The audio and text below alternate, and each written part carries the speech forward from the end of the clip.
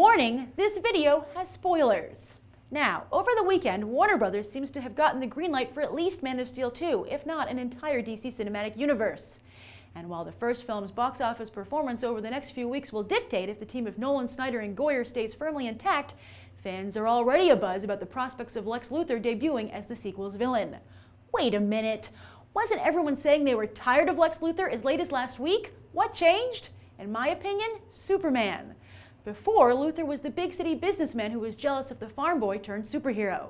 But Man of Steel has reimagined Superman, changing him from a human who discovers he has godlike powers to an alien who feels he's a god. This Superman talks about himself as being separate from humanity and makes it clear that using his powers for good and for America is a choice. Furthermore, this Superman feels he has the right to decide who lives and who dies. And I'm not just talking about Zod. Many of you have commented on the mass destruction and therefore mass deaths that take place during the fight scenes in Man of Steel, with Superman never making an effort to move the fights to unpopulated areas, and sometimes even bringing them to populated ones, such as with the Smallville Main Street fight. And as many of us watch Superman destroy cities and then take a life individually, many of us realize that this alien was like having a nuclear power plant nearby.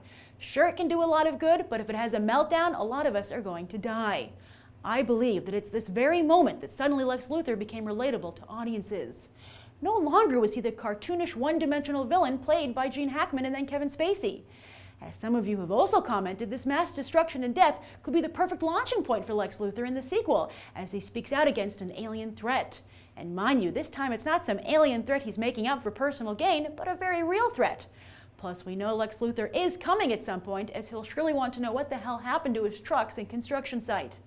In the past, I've said that Hugo Weaving, who's decided not to reprise his role as the Red Skull, would be a great Lex Luthor, but this new potential for the character might require new blood to the comic book genre.